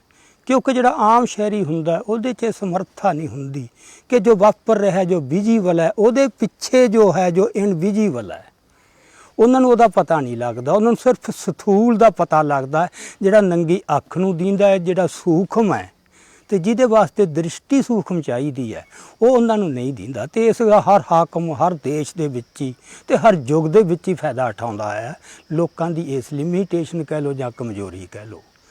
ਸੋ ਇਹ ਜਿਹੜਾ ਘੱਟ ਗਿਣਤੀਆਂ ਪ੍ਰਤੀ ਉਹ ਬਰੀਫ ਦੇ ਵਿੱਚ ਇਹ ਹੈ ਕਿ ਮੁੱਖ ਹਮਲਾ ਮੁਸਲਮਾਨਾਂ ਤੇ ਜਿਹੜਾ ਸਿੱਖਾਂ ਦੇ ਵਿੱਚੋਂ ਸਿਰਫ ਇੱਕ ਤੱਤ ਨੂੰ ਨਿਖੇੜ ਕੇ ਜਿਹੜਾ ਉਹਨਾਂ ਵਾਸਤੇ ਸਮੱਸਿਆ ਬਣਦਾ ਅਸਿਮੀਲੇਸ਼ਨ ਦੇ ਪ੍ਰੋਜੈਕਟ ਦੀ, ਦੇਸ਼ ਲਈ ਨਹੀਂ ਅਜੇ ਕੋਈ ਏਡੀ 80s ਦੇ ਵਿੱਚ ਤਾਂ ਕਹਿ ਸਕਦੇ ਹਾਂ, 90s ਦੇ ਵਿੱਚ ਹੁਣ ਸਭ ਨੂੰ ਪਤਾ ਹੈ, ਨਾ ਕੋਈ ਹਥਿਆਰ ਚਲਾ ਰਿਹਾ, ਨਾ ਕੋਈ ਹਿੰਸਕ ਕਾਰਵਾਈਆਂ ਕਰ ਰਿਹਾ, ਕੋਈ ਜਿਹਨੂੰ ਪ੍ਰਵਾਨਗੀ ਹੋਵੇ ਵੱਡੇ ਹਿੱਸੇ 'ਚ ਸਿੱਖਾਂ ਦੇ 'ਚ ਅਜਿਹਾ ਕੁਛ ਵੀ ਨਹੀਂ ਵਾਪਰ ਰਿਹਾ। ਤੇ ਕਿਸੇ ਵੀ ਧਿਰ ਦਾ ਜਿਹੜੀ ਥੋੜ੍ਹੀ ਜਿਹੀ ਸੋਚਵਾਨ ਤੇ ਰਿਸਪੌਂਸੀਬਲ ਹੈ, ਇਹ ਕਿਤੇ ਏਜੰਡੇ 'ਤੇ ਵੀ ਨਹੀਂ, ਸਾਰੇ ਸਿੱਖ ਚੁੱਕੇ ਨੇ, ਦੇਖ ਚੁੱਕੇ ਨੇ, ਸਿਆਣੇ ਹੋ ਚੁੱਕੇ ਨੇ, ਸਮਝਦਾਰ ਬਣੇ ਹੋਏ ਨੇ। ਉਹਨਾਂ ਨੂੰ ਪਤਾ ਹੈ ਕਿ ਅਸੀਂ ਉਸ ਤਰ੍ਹਾਂ ਲੜਾਈ ਨਹੀਂ ਲੜਨੀ, ਅਸੀਂ ਲੜਾਈ ਹੁਣ ਵਿਚਾਰਾਂ ਦੀ ਪੱਧਰ 'ਤੇ ਉਸੇ ਤਰ੍ਹਾਂ ਲੜਨੀ ਹੈ। ਪਰ ਇਹਦੇ ਬਾਵਜੂਦ ਉਹਨਾਂ ਵਾਸਤੇ ਵਿਚਾਰ ਹਥਿਆਰਾਂ ਨਾਲੋਂ ਵੀ ਵੱਧ ਖਤਰਨਾਕ ਹੈ। ਸੋ ਉਹ ਵਿਚਾਰਾਂ ਤੇ ਹਥਿਆਰਾਂ 'ਚ ਇੱਕ ਜਿਹੜੀ ਵਿੱਥ ਹੈ, ਨਖੇੜਾ ਹੈ, ਉਹ ਕਰਨ ਦੀ ਕਪੈਸਿਟੀ ਲੋਕਾਂ ਦੀ ਜਿਹੜੀ ਆ ਉਹ ਨਕਾਰਾ ਕਰਨੀ ਚਾਹੁੰਦੇ ਨੇ ਵੀ ਲੋਕ ਵਿਚਾਰਾਂ ਨੂੰ ਹਥਿਆਰ ਸਮਝਣ ਲੱਗ ਜਾਣ। ਅਸਿਮੀਲੇਸ਼ਨ ਤੋਂ ਜਵਾਬ ਦੇਣ ਵਾਲੀ ਧਿਰ ਨੂੰ ਉਹ ਵੱਖਵਾਦੀ ਕਹਿ ਦੇਣ ਤੇ ਫਿਰ ਇਹਨਾਂ ਤੇ ਹਮਲਾ ਕਰਨਾ ਬੜਾ ਸੌਖਾ। ਇਹ ਪਾਲਿਸੀ ਬੜੀ ਸੂਖਮਤਾ ਦੀ ਪੱਧਰ ਤੇ ਉਹਨਾਂ ਨੇ ਤਿਆਰ ਕੀਤੀ ਗਈ ਹੈ ਤੇ ਬੜੀ ਕਾਰਗਰ ਹੋ ਰਹੀ ਹੈ, ਜਿੰਨਾ ਕਿ ਅਸੀਂ ਦੇਖ ਰਹੇ ਹਾਂ ਸਿੱਖ ਸਮਾਜ ਦੇ ਅੰਦਰ ਵੀ। ਚਲ ਬਾਹਰ ਤਾਂ ਹੋਣੀ ਹੈ। ਸੋ ਇਹ ਤਾਂ ਹੋ ਗਿਆ ਧਾਰਮਿਕ ਘੱਟ ਗਿਣਤੀਆਂ ਪ੍ਰਤੀ ਵੀ ਉਹਨਾਂ ਦਾ ਜਿਹੜਾ ਮੁੱਖ ਅਟੈਕ ਹੈ ਉਹ ਇਹ ਹੈ। ਦੂਜੇ ਜਿਹੜੇ ਮੁੱਖ ਦੁਸ਼ਮਣ ਉਹਨਾਂ ਨੇ ਟਿੱਕੇ 2014 'ਚ ਤੇ ਜਿਹਦਾ ਅੱਜ ਤੱਕ ਉਹ ਅਮਲ ਵੀ ਸਾਹਮਣੇ ਆਇਆ, ਉਹ ਹੈਗੇ ਕਮਿਊਨਿਸਟ ਤੇ ਸੈਕੂਲਰਿਸਟ। ਵੀ ਉਹਨਾਂ ਦੇ ਖਿਲਾਫ ਇੱਕ ਧੂਆਂਧਾਰ ਬਿਆਨਬਾਜ਼ੀ ਕਰੋ ਤੇ ਉਹਨਾਂ ਨੂੰ ਜਿਹੜੇ ਵੀ ਉਹਨਾਂ ਦੇ ਵਿੱਚੋਂ ਸਰਗਰਮ ਤੱਤ ਹਨ ਉਹਨਾਂ ਨੂੰ ਫੜ ਕੇ ਜੇਲ੍ਹਾਂ 'ਚ ਸੁੱਟ ਦਿਓ, ਜਿਹਨੂੰ ਉਹ ਫਿਰ ਅਰਬਨ ਨਕਸਲ, ਉਹਨਾਂ ਨੂੰ ਪਤਾ ਹੈ ਵੀ ਉਹ ਹਥਿਆਰ ਵਾਲੇ ਨਹੀਂ, ਨਾ ਉਹਨਾਂ ਨੇ ਹਥਿਆਰ ਚੁੱਕੇ ਨੇ, ਉਹ ਬੰਦੇ ਉਹਨਾਂ ਕੋਲ ਦਿਮਾਗ ਹੀ ਹਥਿਆਰ ਹੈ, ਉਹਨਾਂ ਕੋਲ ਆਈਡੀਆ ਇੱਕ, ਉਹ ਆਈਡੀਆ ਇਹਨਾਂ ਨੂੰ ਵੱਧ ਖਤਰਨਾਕ ਲੱਗਦਾ। ਇਸ ਕਰਕੇ ਉਹਦੀ ਇੱਕ ਨਵੀਂ ਟਰਮ ਕੱਢ ਲਈ, ਅਰਬਨ ਨਕਸਲ। ਉਹ ਇਹ ਬੀਜੇਪੀ ਨੇ ਨਹੀਂ ਘੜੀ, ਇਹ ਕਾਂਗਰਸ ਨੇ ਘੜੀ ਹੈ। ਤੇ ਸਾਰੀ ਯੋਜਨਾ ਉਹਨਾਂ ਤੇ ਅਟੈਕ ਕਰਨ ਦੀ ਕਾਂਗਰਸ ਦੀ ਤਿਆਰ ਕੀਤੀ ਸੀ। ਮੋਦੀ ਇਹ ਬੜੀ ਠੀਕ ਗੱਲ ਕਹਿ ਰਿਹਾ ਕਿ ਅਸੀਂ ਜੋ ਕਰ ਰਹੇ ਹਾਂ, ਅਸੀਂ ਕਾਂਗਰਸ ਦੀ ਪਾਲਿਸੀ ਲਾਗੂ ਕਰ ਰਹੇ ਹਾਂ। ਫਰਕ ਇੰਨਾ ਕਿ ਉਹ ਪਾਲਿਸੀ ਉਹਨਾਂ ਨੇ ਬਣਾ ਲਈ ਸੀ, ਲਾਗੂ ਕਰਨ ਦੀ ਜ਼ਰੂਰਤ ਨਹੀਂ ਸੀ। ਸਾਡੇ ਕੋਲ ਦੋਵੇਂ ਚੀਜ਼ਾਂ ਹੈ, ਸਾਡੇ ਕੋਲ ਜ਼ਰੂਰਤ ਵਾਧੂ ਹੈ। ਸੋ ਇਹਨੂੰ ਇਸ ਤਰ੍ਹਾਂ ਦੇਖਣਾ ਚਾਹੀਦਾ ਕਿ ਉਹ ਦੂਜਾ ਜਿਹੜਾ ਉਹਨਾਂ ਦਾ 2 ਨੰਬਰ 'ਤੇ ਦੁਸ਼ਮਣ ਹੈ ਮੁਸਲਮਾਨਾਂ ਤੋਂ ਬਾਅਦ, ਉਹ ਲੈਫਟ ਹੈ। JNU 'ਚ ਜੋ ਕੁਝ ਹੋਇਆ ਉਹ ਉਹਦੀ ਬਹੁਤ ਹੀ ਜ਼ਾਹਰਾ ਤੇ ਪ੍ਰਤੱਖ ਉਦਾਹਰਨ ਹੈ। ਸੋ ਦੂਜਾ ਉਹਨਾਂ ਨੇ ਕਿੰਨੇ ਬਜ਼ੁਰਗ ਬੰਦੇ ਜਿਨ੍ਹਾਂ ਨੇ ਕਦੇ ਵੀ ਜ਼ਿੰਦਗੀ 'ਚ ਨਾ ਹਥਿਆਰ ਚੁੱਕਣੇ, ਨਾ ਉਹ ਚੁੱਕਣ ਜੋਗੇ, ਨਾ ਉਹਨਾਂ ਦੀ ਕਿਸੇ ਯੋਜਨਾ ਵਿੱਚ ਹੀ ਹੈ, ਉਹ ਬੰਦੇ ਫੜ ਕੇ ਜਿਸ ਬੇਰਹਿਮੀ ਨਾਲ ਜਿਵੇਂ ਅਦਾਲਤਾਂ ਦਾ ਰਵੱਈਆ ਸਾਹਮਣੇ ਆਇਆ ਹੈ, ਉਸ ਤੋਂ ਇਹ ਹੁੰਦਾ ਵੀ ਉਹਨਾਂ ਦੇ ਜਿਹੜੇ ਲੈਫਟ ਪ੍ਰਤੀ ਜਿਹੜੀ ਪਹਿਲੀ ਪਾਲਿਸੀ ਚੱਲੀ ਕਾਂਗਰਸ ਵੇਲੇ ਕਿ ਸੈਕੂਲਰਿਸਟ ਜਿਹੜੇ ਨੇ ਤੇ ਲੈਫਟਿਸਟ ਹੈ ਉਹਨਾਂ ਨੂੰ ਸਰਕਾਰੀ ਸਰਪ੍ਰਸਤੀ ਦਿਓ, ਤੇ ਉਹਨਾਂ ਵਿੱਚੋਂ ਜਿਹੜਾ ਸਿਰਫ ਦੂਜਾ ਇੱਕ ਸੈਕਸ਼ਨ ਹੈ ਜਿਹਨੂੰ ਉਹ ਰੈਡੀਕਲ ਕਹਿੰਦੇ ਨੇ, ਉਹਦੇ 'ਤੇ ਬਸ ਹਮਲਾ ਕਰੋ ਜਿਹੜੇ ਹਥਿਆਰਬੰਦ ਲੜਾਈ ਲੜ ਰਹੇ ਨੇ। ਸੋ ਉਹਨਾਂ ਪ੍ਰਤੀ ਕਾਂਗਰਸ ਦੀ ਪਾਲਿਸੀ ਤਾਂ ਇਹ ਸੀ ਕਿ ਉਹਨੂੰ ਨੈਰੋ ਕਰੋ ਅਟੈਕ ਨੂੰ। BJP ਦੀ ਸੀ ਵੀ ਨਹੀਂ, ਇਹਨੂੰ ਨੈਰੋ ਨਹੀਂ ਬੜਾ ਕਰਨਾ ਆਉਂਦਾ। ਇਹ ਸੋਚਦੇ ਤਾਂ ਇਹ ਨੈਰੋ ਦੀ ਸਿੱਖਾਂ ਦੇ ਮਾਮਲੇ 'ਚ ਵੀ ਆਇਆ ਹੁੰਦਾ ਹੈ, ਉਹ ਪਤਾ ਹੀ ਨਹੀਂ ਕਦੋਂ ਉਹ ਨੈਰੋ ਤੋਂ ਬਰੋਡਰ ਹੋ ਜਾਂਦਾ ਹੈ। ਸੋ ਇਸ ਕਰਕੇ ਇਹਨਾਂ ਨੇ ਲੈਫਟ ਪ੍ਰਤੀ ਹੁਣ ਇਹ ਸੀ ਕਿ ਉਹਨਾਂ ਨੂੰ ਅਸੀਂ ਐਲੀਮੀਨੇਟ ਕਰਨਾ ਹੈ, ਖਤਮ ਕਰਨਾ ਹੈ, ਟੈਰਰਾਈਜ਼ ਕਰਨਾ ਹੈ। ਇਹ 2 ਐਲੀਮੈਂਟ ਜਿਹੜੇ ਨੇ, ਤੇ ਬਾਕੀ ਸਮਾਜ 'ਚ ਜੋ ਵੀ ਡਾਈਸੈਂਟ ਹੈ ਉਹਦੇ ਮਨ 'ਚ ਖੌਫ ਪੈਦਾ ਕਰਨਾ, ਇਹ ਉਹਨਾਂ ਦੇ ਮੇਨ ਐਲੀਮੈਂਟ ਸੀ। ਹੁਣ ਹੋਇਆ ਕੀ, ਇਹ ਕਰਦੇ 17 ਤੋਂ ਬਾਅਦ 18, 19, 20 'ਚ ਆ ਕੇ, 20 ਦੇ ਵੀ ਅਖੀਰ ਜੇ 'ਚ ਆ ਕੇ, ਖਾਸ ਕਰਕੇ ਜਦੋਂ ਕਿਸਾਨ ਅੰਦੋਲਨ ਨੇ ਇੱਕ ਬਹੁਤ ਵੱਡਾ ਵੇਗ ਅਖਤਿਆਰ ਕਰ ਲਿਆ, ਉਹਦੇ ਚੱਲਦਿਆਂ ਇੱਕ ਏਡੀ ਇਹਨਾਂ ਨੇ ਫੁਰਤੀ ਨਾਲ, ਜਿਵੇਂ ਅਸੀਂ ਵੀ ਦੰਗ ਰਹਿ ਗਏ ਜਿਹੜੇ ਆਪਦੇ ਆਪ ਨੂੰ ਬਹੁਤ ਸਮਰੱਥ ਸਮਝਦੇ ਸੀ, ਇੰਨੀ ਫੁਰਤੀ ਨਾਲ ਰੀਐਡਜਸਟਮੈਂਟ ਕੀਤੀ ਉਹਦੇ 'ਚ ਕਿ ਲੈਫਟ ਨੂੰ ਇੱਕੋ ਦਿਨ 'ਚ ਹੀ ਆਪਦੇ ਹਮਲੇ 'ਤੇ ਜਾਂ ਦੁਸ਼ਮਣਾਂ 'ਚੋਂ ਪਾਸੇ ਕੱਢਤਾ। ਇਹਦੀ ਬਜਾਏ ਉਹਨਾਂ ਨੂੰ ਆਪਦੇ ਅਲਾਈ ਕਿ ਉਹਨਾਂ ਨੂੰ ਆਪਦੇ ਨਾਲ ਜੋੜਿਆ ਜਾਵੇ, ਉਹਨਾਂ ਦੀ ਮਦਦ ਨਾਲ, ਜਿਵੇਂ ਪਹਿਲਾਂ ਕੀਤਾ ਸੀ ਖਾੜਕੂ ਲਹਿਰ ਦੌਰਾਨ ਪੰਜਾਬ ਦੇ ਵਿੱਚ, ਜਿਹੜਾ ਰੈਡੀਕਲ ਜਿਹਨੂੰ ਸਿੱਖ ਕਹਿੰਦੇ ਨੇ, ਜਿਹੜਾ ਅਸਿਮੀਲੇਸ਼ਨ ਦਾ ਵਿਰੋਧ ਕਰਦਾ, ਉਹਨਾਂ 'ਚ ਕੋਈ ਵੀ ਨਾ ਕੋਈ ਹਥਿਆਰਬੰਦ ਕਾਰਵਾਈ ਕਰ ਰਿਹਾ, ਨਾ ਕੋਈ ਕਿਸੇ ਦੇ ਏਜੰਡੇ 'ਤੇ ਹੈ, ਤੇ ਨਾ ਕਿਸੇ ਕੋਲੇ ਕੋਈ ਹਥਿਆਰ ਹੈ। ਸੋ ਉਹ ਫਿਰ ਉਹਨਾਂ ਨੂੰ ਵੀ ਇਹਨਾਂ ਨੂੰ ਉਸ ਦੇ ਵਿੱਚ ਆਪਦੇ ਭਾਈਵਾਲ ਬਣਾ ਕੇ ਇਹ ਇੱਕ ਹਮਲਾ ਕੀਤਾ ਜਾਵੇ, ਇਹਨਾਂ ਨੂੰ ਨਾਲ ਲੈ ਕੇ ਚੱਲਿਆ ਜਾਵੇ। ਇਹ ਚੱਲਦੇ ਅੰਦੋਲਨ ਦੌਰਾਨ ਹੋਇਆ ਜਾ ਕੇ, ਉਹ ਵੀ ਜਦੋਂ ਜਾ ਕੇ ਦਿੱਲੀ ਬਹਿ ਗਈ, ਤੇ ਉਦੋਂ ਵੀ ਇੱਕਦਮ ਨਹੀਂ ਹੋਇਆ। ਜਦੋਂ 10 ਦਸੰਬਰ ਨੂੰ ਟਿੱਕਰੀ ਬਾਰਡਰ 'ਤੇ ਹਿਊਮਨ ਰਾਈਟਸ ਡੇ 'ਤੇ ਇਹਨਾਂ ਨੇ ਇਸ਼ਤਿਹਾਰ ਲਾਏ ਕੁਝ ਲੈਫਟ ਨੇ ਕਿ ਜਿਹੜੇ ਆਂਧਰਾ ਦੇ ਬੰਦੇ ਜਾਂ ਮਹਾਰਾਸ਼ਟਰ ਦੇ ਬੰਦੇ ਜਾਂ ਜਿਹੜੇ ਹੋਰ ਉਸ ਬੰਦੇ ਫੜੇ ਨੇ, ਉਹ ਪੂਨੇ ਜਿਹੜੇ ਕੇਸ 'ਚ ਉਲਝਾਏ ਆ, ਜੇਲ੍ਹਾਂ 'ਚ ਰੱਖੇ ਹੋਏ ਨੇ, ਹੈ ਉਹ ਮੇਨਲੀ ਬੁੱਧੀਜੀਵੀ, ਬੜੇ ਨਾਮਵਰ ਹੈਗੇ ਆ, ਵੱਡੀ ਉਮਰ ਦੇ ਆ, ਉਹਨਾਂ ਦੀ ਰਿਹਾਈ ਦੀ ਮੰਗ ਕੀਤੀ ਸੀ। ਉਦੋਂ ਇਹਨਾਂ ਨੇ ਇੱਕ ਅਟੈਂਪਟ ਕੀਤੀ ਸੀ ਕਿ ਇਹਦੇ ਖਿਲਾਫ ਨਫ਼ਰਤ ਭੜਕਾਈ ਜਾਵੇ ਤੇ ਫਿਰ ਉਹਨਾਂ ਨੂੰ ਟਾਰਗੇਟ ਕੀਤਾ ਜਾਵੇ। ਉਦੋਂ ਅਜੇ ਖਾਲਿਸਤਾਨੀਆਂ ਨੂੰ ਪਾਸੇ ਰੱਖ ਲਿਆ ਸੀ, ਪਰ ਉਹ ਉਹਦੇ 'ਚ ਕਾਮਯਾਬ ਨਹੀਂ ਹੋਏ। ਇਸ ਕਰਕੇ ਨਹੀਂ ਕਿ ਉਹਨਾਂ ਦਾ ਕੋਈ ਬਹੁਤ ਵੱਡਾ ਸਮਾਜ 'ਚ ਆਧਾਰ ਹੈ, ਉਹਦੀ ਮੁੱਖ ਵਜ੍ਹਾ ਇਹ ਸੀ ਕਿ ਜੋ ਉਹ ਸਿੱਖਾਂ ਵੱਲੋਂ ਹਮਾਇਤ ਦੀ ਉਮੀਦ ਕਰਦੇ ਸੀ, ਸਿੱਖਾਂ ਨੇ ਉਹ ਹਮਾਇਤ ਨਹੀਂ ਕੀਤੀ ਉਹਨਾਂ ਦੇ ਉਸ ਏਜੰਡੇ ਦੀ। ਉਹਦੇ 2 ਕਾਰਨ ਹੈ। ਇੱਕ ਤਾਂ ਸਿੱਖਾਂ 'ਚ ਜੋ ਸਰਬੱਤ ਦੇ ਭਲੇ ਦਾ ਹੈ कि एक दृष्ट कर समसर जाना है या ना को बैरी नहीं बगाना, जो ਜਿਹਦੀ ਪ੍ਰਤੱਖ ਉਦਾਹਰਨ ਭਾਈ ਕਨ੍ਹਈਆ ਇਤਿਹਾਸ 'ਚ, ਕਿ ਅਸੀਂ ਇਹਨੂੰ ਇਸ ਤਰ੍ਹਾਂ ਨਹੀਂ ਦੇਖਦੇ ਕੌਣ ਲੈਫਟ ਕੌਣ ਨੌਨ ਲੈਫਟ, ਕੌਣ ਕਿਹੜਾ ਧਰਮ ਕਿਹੜੀ ਜਾਤ। ਤੇ ਇਸ ਕਰਕੇ ਇਹਨਾਂ ਨੇ ਸਿੱਖਾਂ ਨੇ ਬਿਲਕੁਲ ਹੀ ਕੋਈ ਹੁੰਗਾਰਾ ਨਹੀਂ ਭਰਿਆ ਵੀ ਉਹ ਤੁਰ ਪੈਂਦੇ ਪ੍ਰਾਪੇ ਗੰਡਾ ਕਰਨ। ਜੇ ਸਿੱਖਾਂ ਨੇ ਕਿਤੇ ਉਹ ਇਸ਼ਤਿਹਾਰ ਲਾਏ ਹੁੰਦੇ ਉਦੋਂ ਆਪਦੇ ਸਿੱਖ ਬੰਦੀਆਂ ਦੀ ਰਿਹਾਈ ਦੇ, ਫਿਰ ਤੁਸੀਂ ਲੈਫਟ ਨੂੰ ਦੇਖਦੇ। ਹੁਣ ਇਹ ਨਖੇੜਾ ਸਮਝਣਾ ਬਹੁਤ ਜ਼ਰੂਰੀ ਹੈ। ਲੈਫਟ ਕੋਲੇ ਕੀ ਲੈਕਿੰਗ ਹੈ? ਉਹਨਾਂ ਕੋਲੇ ਉਹ ਬਰੋਡਰ ਵਿਜ਼ਨ ਜਿਹੜਾ ਗੁਰੂਆਂ ਵਾਲਾ, ਸਰਬੱਤ ਦੇ ਭਲੇ ਵਾਲਾ, ਉਹ ਨਹੀਂ। ਇਹਦੀ ਬਜਾਏ ਕੀ ਹੈ? ਇੱਕ ਸੰਕੀਰਨ ਵਿਚਾਰਧਾਰਾ ਹੈ ਜਿਹਦਾ ਉਹਨਾਂ ਨੂੰ ਭਰਮ ਇਹ ਹੈ ਕਿ ਇਹ ਮਨੁੱਖਤਾ ਦੇ ਭਲੇ ਦੀ ਹੈ। ਉਹ ਵਿਚਾਰਧਾਰਾ ਬੜੀ ਪੱਖਪਾਤੀ ਹੈ, ਬੜੀ ਨੈਰੋ ਹੈ। ਉਹ ਸਾਰੇ ਸਮਾਜ ਦਾ ਕਲਿਆਣ, ਜਿੱਥੇ ਵੀ ਤਾਕਤ 'ਚ ਆਏ ਕਮਿਊਨਿਸਟ, ਉੱਥੋਂ ਬੜਾ ਪ੍ਰਤੱਖ ਹੋਇਆ ਵੀ ਉਹ ਕੀ ਹੋਇਆ ਲੋਕਾਂ ਦੇ ਨਾਲ। ਸੋ ਉਸ ਦੇ ਵਿੱਚ ਇਹ ਐਲੀਮੈਂਟ ਪਿਆ ਹੀ ਪਿਆ ਹੈ। ਉਹ ਆਪਦੇ ਫੌਰੀ ਜਿਹੜੇ ਮੌਕੇ ਦੇ ਰਾਜਸੀ ਮਨੋਰਥ ਜਾਂ ਸਰੋਕਾਰ ਨੇ, ਬਸ ਉਹਨਾਂ ਨੂੰ ਉਹ ਦੀਂਦੇ ਨੰਨੇ ਹੋਇਆਂ ਨੂੰ। ਅਤੇ ਪੰਜਾਬ 'ਚ ਇਹਦਾ ਇੱਕ ਵੱਖਰਾ ਕਾਰਨ ਹੈ, ਬਹੁਤ ਹੀ ਵੱਖਰਾ। ਇਹ ਜਿਹੜੀ ਪੰਜਾਬ ਦੇ ਕਮਿਊਨਿਸਟ ਨੇ, ਇਹ ਇੱਕ ਡਿਫਰੈਂਟ ਸਪੀਸੀ ਹੈ ਬਾਕੀ ਹਿੰਦੁਸਤਾਨ ਦੇ ਕਮਿਊਨਿਸਟਾਂ ਨਾਲੋਂ। ਇਹ ਪ੍ਰਜਾਤੀ ਵੱਖਰੀ ਹੈ, ਕਿਉਂਕਿ ਜਦੋਂ 84 ਦੇ ਵਿੱਚ ਵੀ ਦਰਬਾਰ ਸਾਹਿਬ 'ਤੇ ਹਮਲਾ ਹੋਇਆ, ਉਸ ਵੇਲੇ ਇਹਨਾਂ ਨੇ ਜੋ ਹਮਾਇਤ ਕੀਤੀ ਉਸ ਹਮਲੇ ਦੀ, ਮੈਂ ਇਮੀਡੀਏਟ ਹਮਲੇ ਤੋਂ ਬਾਅਦ ਮੈਂ ਸਾਊਥ 'ਚ ਗਿਆ। ਉੱਥੋਂ ਦੇ ਬੰਦੇ ਯਕੀਨ ਕਰਨ ਨੂੰ ਤਿਆਰ ਸੀ ਵੀ ਨਹੀਂ, ਇਹ ਨਹੀਂ ਹੋ ਸਕਦਾ, ਇਹ ਝੂਠ ਹੈ, ਕਮਿਊਨਿਸਟ ਐਂ ਕਿਵੇਂ ਕਰ ਸਕਦਾ, ਕਮਿਊਨਿਸਟ ਤਾਂ ਸਟੇਟ ਦਾ ਦੁਸ਼ਮਣ ਹੈ, ਕਮਿਊਨਿਸਟ ਸਟੇਟ ਪ੍ਰਤੀ ਕੋਈ ਰਿਆਇਤ ਦਿਲੀ ਜਾਂ ਸਮਝੌਤਾ ਕਰ ਸਕਦਾ ਜਾਂ ਉਹਦੇ ਕਿਸੇ ਜ਼ੁਲਮ ਦੀ ਸਪੋਰਟ ਕਰ ਸਕਦਾ ਹੈ। ਉਹਨਾਂ ਦੇ ਗੱਲ ਮੰਨਣ 'ਚ ਨਹੀਂ ਸੀ ਆਉਂਦੇ, ਉਹਨਾਂ ਨੂੰ ਪਤਾ ਨਹੀਂ ਸੀ। ਉਹਦਾ ਕਾਰਨ ਬੜਾ ਸਪਸ਼ਟ ਹੋ ਗਿਆ ਕਿ ਪੰਜਾਬ ਦੇ ਇੱਕ ਨਾਮਵਰ ਬੁੱਧੀਜੀਵੀ ਨੇ ਇਹ ਗੱਲ ਸਿੱਧੀ ਲਿਖੀ ਕਿ ਜੇ ਮਾਰਕਸੀ ਚਿੰਤਨ ਦੀਆਂ ਪੰਜਾਬ ਦੀ ਧਰਤੀ 'ਤੇ ਜੜ੍ਹਾਂ ਲਾਉਣੀਆਂ ਤਾਂ ਉਹਦੇ ਵਾਸਤੇ ਗੁਰਮਤਿ ਚਿੰਤਨ ਦੀ ਜੜ ਉਖੇੜਨੀ ਇਹ ਪਹਿਲੀ ਲੋੜ ਹੈ। ਇਹ ਦੋਵੇਂ ਇਕੱਠੇ ਚੱਲ ਨਹੀਂ ਸਕਦੇ ਅਤੇ ਉਹ ਇੰਨੀ ਡੂੰਘੀ ਹੈ, ਉਹਨੂੰ ਪੁੱਟਣਾ ਬੜਾ ਔਖਾ ਹੈ। ਅਤੇ ਇਸ ਕਰਕੇ ਤੇ ਪੂਰਾ ਜ਼ੋਰ ਲਾ ਦਿਓ।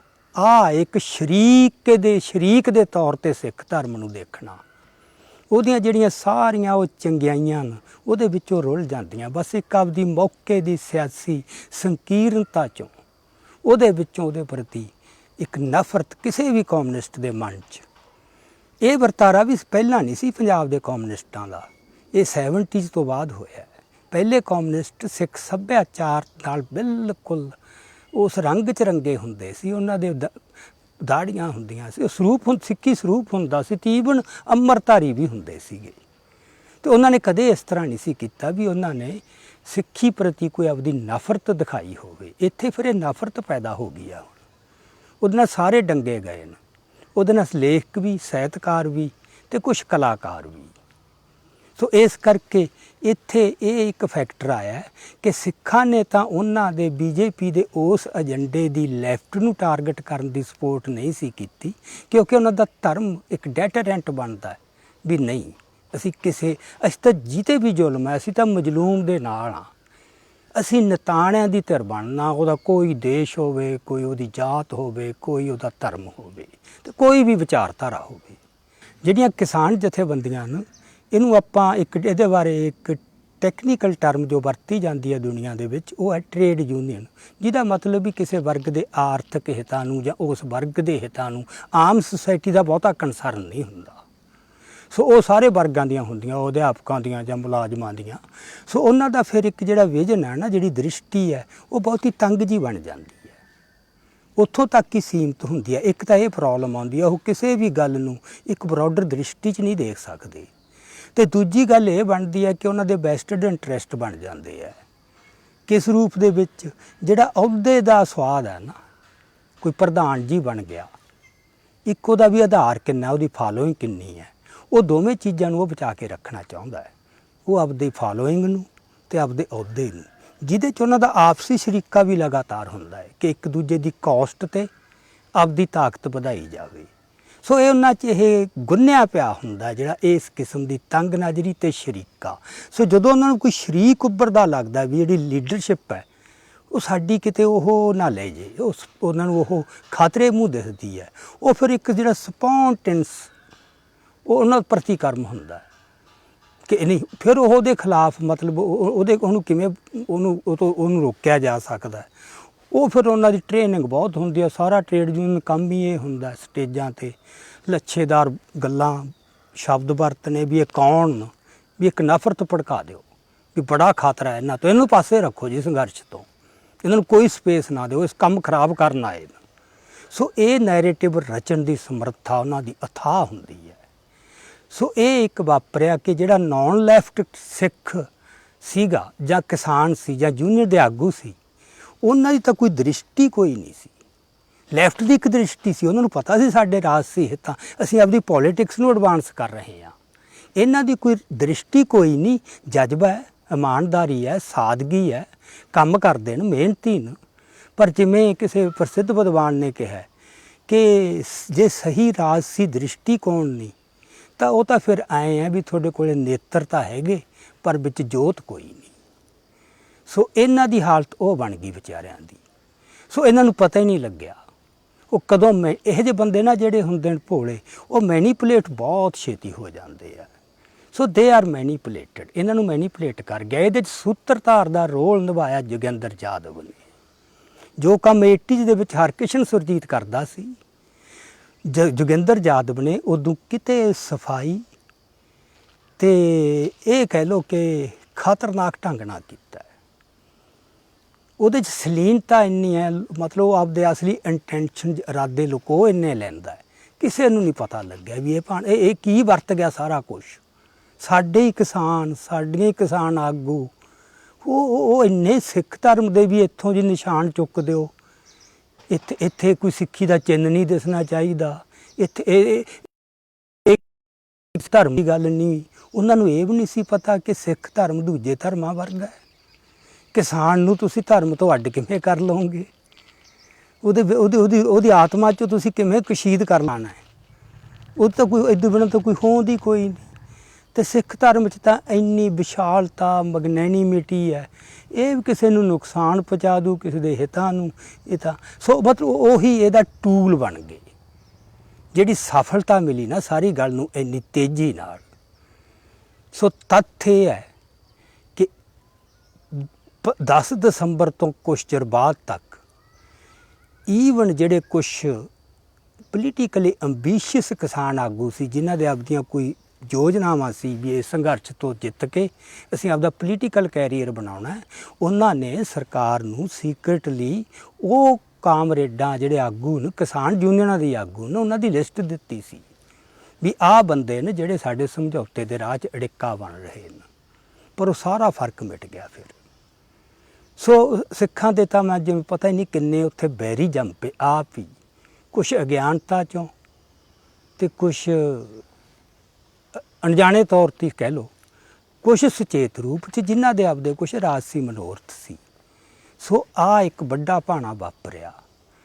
ਪਰ ਹੁਣ ਇਹ ਕੰਮ ਦੇ ਵਿੱਚ ਉਹਨੂੰ ਪਿੱਛੇ ਹਟਣਾ ਪਿਆ। ਜਦੋਂ ਕਿਹਾ ਵੀ ਇੱਥੋਂ ਸਿੱਖੀ ਦੇ ਨਿਸ਼ਾਨ ਨਹੀਂ ਹੋਣਾ ਚਾਹੀਦਾ, ਪਿੱਛੇ ਹਟਣਾ ਪੈ ਗਿਆ। ਹੋਰ ਕੁਛ ਗੱਲਾਂ ਕੀਤੀਆਂ, ਪਿੱਛੇ ਹਟਣਾ ਪੈ ਗਿਆ। ਫਿਰ ਇਹੋ ਜਿਹੇ ਮੌਕੇ ਅਕਸਰੇ ਇਤਿਹਾਸ ਦੇ ਵਿੱਚ ਇਹ ਟ੍ਰੈਜਡੀ ਵਾਪਰਦੀ ਹੈ ਕਿ ਕੁਛ ਬਲੀ ਦੇ ਬੱਕਰੇ ਬਣਾਓ। ਇਹ ਸਾਰੇ ਇਤਿਹਾਸ 'ਚ ਹੀ ਵਾਪਰਿਆ। ਕੋਈ ਵੱਡਾ ਮਨੋਰਥ ਹਾਸਲ ਕਰਨਾ ਨਾ, ਜਿੰਨਾ ਚਿਰ ਤੁਸੀਂ ਲੋਕਾਂ ਦੀਆਂ ਨਜ਼ਰਾਂ 'ਚ ਇੱਕ ਕਿਸੇ ਪਰਸਨ ਨੂੰ ਡੈਮਨਾਈਜ਼, ਇੱਕ ਦੈਂਤ ਬਣਾ ਕੇ ਜਾਂ ਵੱਡਾ ਖਤਰਾ ਬਣਾ ਕੇ ਪੇਸ਼ ਨਹੀਂ ਕਰ ਸਕਦੇ, ਵੱਡਾ ਅਟੈਕ ਕਰਨਾ ਬਹੁਤ ਔਖਾ ਹੈ। ਸੋ 80s ਦੇ ਵਿੱਚ ਇਹਨਾਂ ਨੇ ਸੰਤ ਜਰਨੈਲ ਸਿੰਘ ਨੂੰ ਕੋਸ਼ਿਸ਼ ਕੀਤੀ ਸੀ, ਪਰ ਉਹਦੇ ਉੱਤੇ ਤਾਂ ਵਾਹਿਗੁਰੂ ਦੀ ਬਹੁਤ ਵੱਡੀ ਬਖਸ਼ਿਸ਼ ਵੀ ਸੀ ਅਤੇ ਉਹਦੇ ਕੋਲ ਇੱਕ ਤਾਕਤ ਵੀ ਸੀ, ਉਹਦੀ ਫਾਲੋਇੰਗ ਸੀ। ਉਹ ਸਾਰੀ ਪੁੱਠੀ ਪੈਂਦੀ ਗਈ। ਉਹਨੂੰ ਉਹ ਜਿੰਨਾ ਉਹਨੂੰ ਉਹ ਡੈਮਨਾਈਜ਼, ਵਿਲੇਨਾਈਜ਼ ਕਰਨ ਦੀ ਕੋਸ਼ਿਸ਼ ਕੀਤੀ, ਉਹ ਓਨਾ ਹੀ ਉਹਦੀ ਤਾਕਤ ਵਧੀ ਗਈ। ਉੱਥੇ ਤਾਂ ਉਹ ਤਾਂ ਵਾਹਿਗੁਰੂ ਦੀ ਬਖਸ਼ਿਸ਼ ਸੀਗੀ। ਉੱਥੇ ਕੋਈ ਵੀ ਕਿਸੇ ਦਾ ਵੀ ਕੋਈ ਹਥਿਆਰ, ਕੋਈ ਬਦਨੀਤੀ ਉੱਥੇ ਕਾਮਯਾਬ ਹੋਣੀ ਨਹੀਂ ਸੀ। ਉੱਥੇ ਤਾਂ ਉਹਨੂੰ ਨੰਗਾ ਹੀ ਹੋਣਾ ਪੈਣਾ ਸੀ, ਨੰਗੇ ਰੂਪ 'ਚ ਹੀ ਉਤਰਨਾ ਪੈਣਾ ਸੀ। ਇਹੀ ਉਹਨੇ ਕੰਮ ਕੀਤਾ ਵੀ ਜਿਹੜੀ ਪੜਦੇ ਪਏ ਸੀਗੇ ਸਾਰੇ ਉੱਤੇ ਡੈਮੋਕ੍ਰੇਸੀ ਦੇ, ਸ਼ਲੀਨਤਾ ਦੇ, ਇੰਡੀਅਨ ਸਟੇਟ ਦੇ, ਉਹ ਸਾਰੇ ਪਾਸੇ ਕਰਕੇ ਦਿਖਾਤਾ ਵੀ ਆਹ ਇਹਦਾ ਅਸਲੀ ਕਿਰਦਾਰ ਹੈ। ਪਰ ਇੱਥੇ ਉਹਨਾਂ ਨੂੰ ਨਾ ਕੁਛ ਬੰਦੇ, 2 ਬੰਦੇ ਇਹੋ ਜਿਹੇ ਟੱਕਰ ਗਏ ਜਾਂ ਦਿਸ ਗਏ ਵੀ ਜਿਨ੍ਹਾਂ ਦਾ ਪਿਛੋਕੜ ਵਿਵਾਦਪੂਰਨ ਹੈ ਅਤੇ ਜਿਨ੍ਹਾਂ ਨੂੰ ਬੜੀ ਮੌਜ ਨਾਲ ਮਤਲਬ ਬਦਨਾਮ ਕੀਤਾ ਜਾ ਸਕਦਾ ਹੈ, ਅਤੇ ਉਹਨਾਂ ਨੂੰ ਇੱਕ ਬਣਾ ਕੇ ਵੀ ਜਿਹਨੂੰ ਡੀਮਨਸ ਕਹਿੰਦੇ ਹਾਂ ਅਸੀਂ, ਵੀ ਡੀਮਨਾਈਜ਼ ਕੀਤਾ ਜਾ ਸਕਦਾ ਉਹਨਾਂ ਨੂੰ। ਅਤੇ ਉਹਨਾਂ ਨੂੰ ਮਤਲਬ ਖਲਨਾਇਕ, ਉਹਨਾਂ ਦੀਆਂ ਇੰਟੈਂਸ਼ਨਾਂ ਵੀ ਉਹ ਕੀ ਕਰਨਾ ਚਾਹੁੰਦੇ ਨੇ, ਉਹਦੇ ਵਿੱਚੋਂ ਦੀਪ ਸਿੱਧੂ 'ਤੇ ਵੱਧ ਹਮਲਾ ਤਾਂ ਹੋ ਗਿਆ ਕਿ ਕਿਉਂਕਿ ਉਹਦੀ ਇੱਕ BJP ਦੇ ਇੱਕ ਆਗੂ ਨਾਲ ਨੇੜਤਾ ਰਹੀ। ਉਹਦੀ ਉਹ ਕੰਪੇਨ ਦੇ ਵਿੱਚ 20 ਦਿਨ ਲਾਏ। ਜਦੋਂ ਇੱਕ ਆਗੂ ਨਾਲ ਨੇੜਤਾ ਹੈ, ਸਨੀ ਦਿਓਲ ਨਾਲ ਨੇੜਤਾ ਹੈ, ਤਾਂ ਬਾਕੀਆਂ ਨਾਲ ਵੀ ਮੁਲਾਕਾਤਾਂ ਤਾਂ ਹੋਣਗੀਆਂ ਅਤੇ ਫੋਟੋਆਂ ਵੀ ਹੋਣਗੀਆਂ, ਇਕੱਠੇ ਖਾਣੇ ਵੀ ਖਾਣਗੇ, ਸਭ ਕੁਛ ਹੋਊ। ਉਹ ਬੜਾ ਸੌਖਾ ਸੀਗਾ ਵੀ ਉਹ ਕੱਢ ਲਿਆਓ ਵੀ ਇਹ ਤਾਂ ਬਾੜੇ ਹੀ ਇਸ ਕਰਕੇ ਸੀ। ਹੁਣ ਜਦੋਂ ਇਹੋ ਜਿਹੀ ਨਫ਼ਰਤ ਭੜਕਾਈ ਜਾਂਦੀ ਹੈ, ਜਨੂੰਨ ਪੈਦਾ ਕੀਤਾ ਜਾਂਦਾ ਹੈ, ਉਦੋਂ ਬੰਦਾ ਰੈਸ਼ਨਲ ਨਹੀਂ ਰਹਿੰਦਾ। ਉਦੋਂ ਵੈਸੇ ਤਾਂ ਉਹਦੇ ਅੰਦਰ ਇਨਸਾਨ ਮਰ ਜਾਂਦਾ, ਉਦੋਂ ਤਾਂ ਹੈਵਾਨ ਉੱਠ ਖੜਦਾ ਉਹਦੇ ਅੰਦਰ। ਉਹਨੂੰ ਜੋ ਪ੍ਰਾਪੇਗੰਡਾ ਹੋ ਗਿਆ, ਜਿਹੋ ਜੀ ਜ਼ਹਿਰ ਭਰਤੀ, ਉਹਨੇ ਤਾਂ ਉਸ ਤਰ੍ਹਾਂ ਕੰਮ ਕਰਨਾ। ਉਹ ਤਾਂ ਆਪਦਾ ਤਾਂ ਉਹਦੇ 'ਤੇ ਕੋਈ ਕੰਟਰੋਲ ਹੀ ਨਹੀਂ ਹੁੰਦਾ। ਸੋ ਉਹ ਮਤਲਬ ਚਲਾਤਾ ਕਿ ਉਹ ਤਾਂ ਜੀ ਭੇਜਿਆ ਹੀ ਬੀਜੇਪੀ ਨੇ ਸੀਗਾ। ਉਦੋਂ ਫਿਰ ਉੱਥੇ ਤੱਥ ਦਾ, ਦਲੀਲ ਦਾ ਕੋਈ ਮਤਲਬ ਨਹੀਂ ਰਹਿ ਜਾਂਦਾ। ਕਿਸੇ ਨੇ ਨਾ ਇਹ ਸੋਚਿਆ ਵੀ ਜਦੋਂ ਕੋਈ ਪਾਰਟੀ ਕਿਸੇ ਲਹਿਰ ਨੂੰ ਢਾਹ ਲਾਉਣ ਵਾਸਤੇ ਆਪਦਾ ਬੰਦਾ ਭੇਜੂ, ਉਹ ਭੇਜੂ ਜਿਹੜਾ ਲੁਕਿਆ ਹੋਇਆ ਹੋਵੇ, ਜਿਹਨੂੰ ਕੋਈ ਜਾਣਦਾ ਨਾ ਹੋਵੇ ਵੀ ਜਿਹੜਾ ਤਾਂ ਬੀਜੇਪੀ ਦਾ ਹੈ।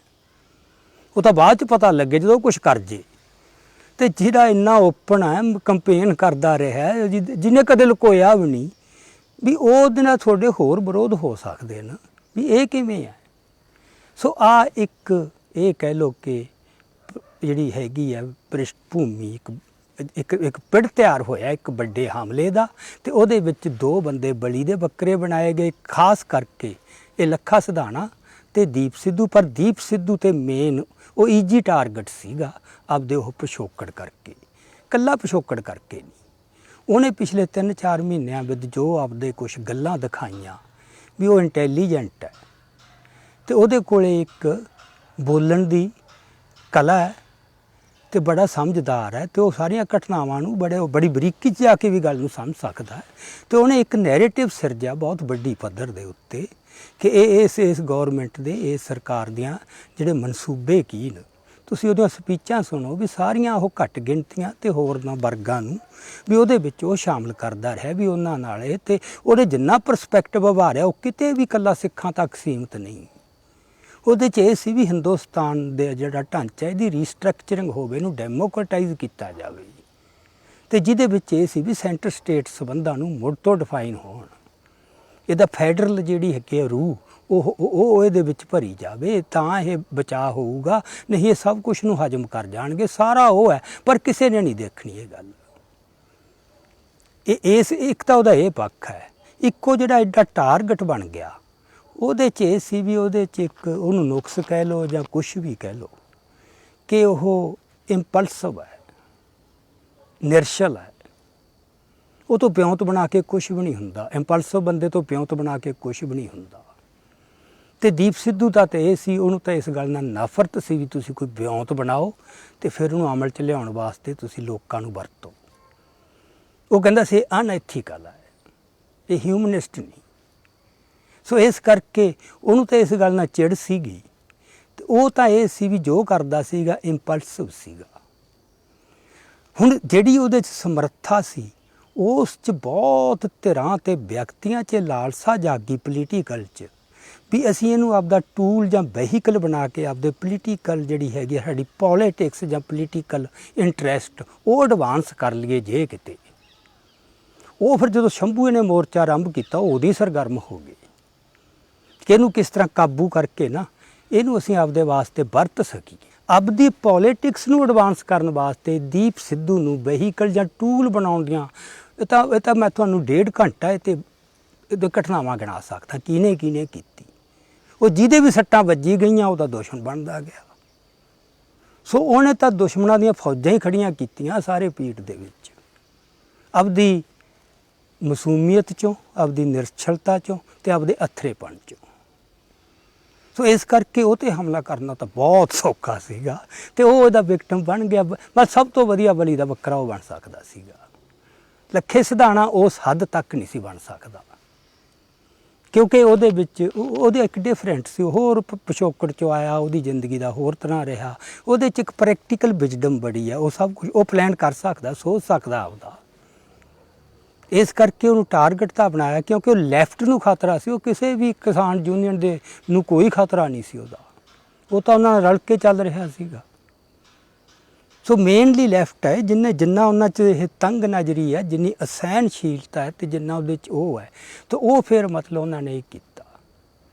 ਸੋ ਇਹ ਇੱਕ ਪਿਛੋਕੜ ਜਾਂ ਇੱਕ ਉਹ ਬੈਕਗਰਾਊਂਡ ਬਣੀ, ਜਿਹਦੇ ਵਿੱਚੋਂ ਜਿਹੜਾ ਰਵੀ ਸਿੱਧੂ ਉਹ ਬਲੀ ਦਾ ਬੱਕਰਾ ਬਣ ਗਿਆ। ਉਹ 'ਚ ਬੜੀਆਂ ਤਾਕਤਾਂ, ਦੇਸ਼ ਭਰ ਦੇ ਰਾਸ਼ਟਰਵਾਦੀ, ਹਾਂ ਕੌਣ ਬਣੇ, ਸਾਰੇ ਦੇਸ਼ ਦੀ ਜਿਹੜੀ ਸਥਾਪਤੀ ਪੱਖੀ ਪੋਲੀਟੀਕਲ ਕਲਾਸ, ਬੀਜੇਪੀ ਤੋਂ ਲੈ ਕੇ ਆਪ ਤੱਕ ਸਾਰੇ ਨੇ ਉਹਦੇ 'ਚ। ਉਹ ਬੜਾ ਸਪੈਕਟਰਮ ਸਾਰਾ ਲੰਬਾ ਹੈਗਾ, ਵਿਸ਼ਾਲ ਹੈ ਉਹ। ਇਹ ਨੰਬਰ 1 ਪੋਲੀਟੀਕਲ ਕਲਾਸ, ਨੰਬਰ 2 ਦੇਸ਼ ਭਰ ਦਾ ਜਿਹੜਾ ਨੈਸ਼ਨਲਿਸਟ ਇੰਟਲੈਕਚੁਅਲ ਹੈ। ਤੀਜਾ ਦੇਸ਼ ਭਰ ਦਾ ਜਿਹੜਾ ਵੀ ਕੋਈ ਸੈਕੂਲਰਿਸਟ ਤੇ ਆਪਣਾ ਲੈਫਟਿਸਟ ਹੈ। ਚੌਥਾ ਜਿਹਦੇ ਅੰਦਰ ਵੀ ਉਹ ਜਲਨ ਪੈਦਾ ਕਰਦਾ ਤੁਰਿਆ ਗਿਆ, ਜਿਹਦੇ ਵੀ ਉਹਨੇ ਕੋਈ ਸੱਟ ਮਾਰਤੀ, ਜਿਹਦਾ ਉਹ ਵਾਹੀਕਲ ਨਹੀਂ ਬਣਿਆ, ਉਹ ਟੂਲ ਨਹੀਂ ਬਣਿਆ, ਜਿਹਨੂੰ ਨੇ ਲਾ ਕੇ ਪਾਸੇ ਸੁੱਟਤਾ, ਉਹਨਾਂ 'ਚ ਉਹ ਕ੍ਰੋਧ ਵੀ ਜਾਗ ਗਿਆ ਤੇ ਜਲਨ ਵੀ ਪੈਦਾ ਹੋਈ। ਸੋ ਉਹਨੇ ਤਾਂ ਉਹ ਇੰਨੇ ਦੁਸ਼ਮਣ ਬਣਾ ਲਏ ਤੇ ਉਹ ਪਿੱਛੇ ਹਟਦਾ ਨਹੀਂ ਸੀਗਾ, ਇਹ ਉਹਦੇ ਸੁਭਾਅ 'ਚ ਨਹੀਂ। ਸੋ ਉਹ ਇੰਪਲਸਿਵ ਹੈ, ਕੁਛ ਗੱਲਾਂ ਉਹ ਇਸ ਤਰ੍ਹਾਂ ਦੀਆਂ ਕਰਦਾ ਹੈ ਉਹ। ਸੋ ਇਸ ਕਰਕੇ ਬਾਅਦ ਲੋਕਾਂ ਨੇ ਵੀ ਉਹ ਆਹ ਕਰਨਾ ਚਾਹੁੰਦਾ ਸੀ, ਜਿਹੜਾ ਇਹ ਹੈ ਨਾ ਵੀ ਉਹ ਉਹਦੀਆਂ ਪੋਲੀਟੀਕਲ ਐਂਬੀਸ਼ਨ ਸੀ, ਉਹ ਪੋਲੀਟੀਕਲ ਧਿਰ ਬਣਾਉਣਾ ਚਾਹੁੰਦਾ ਸੀ।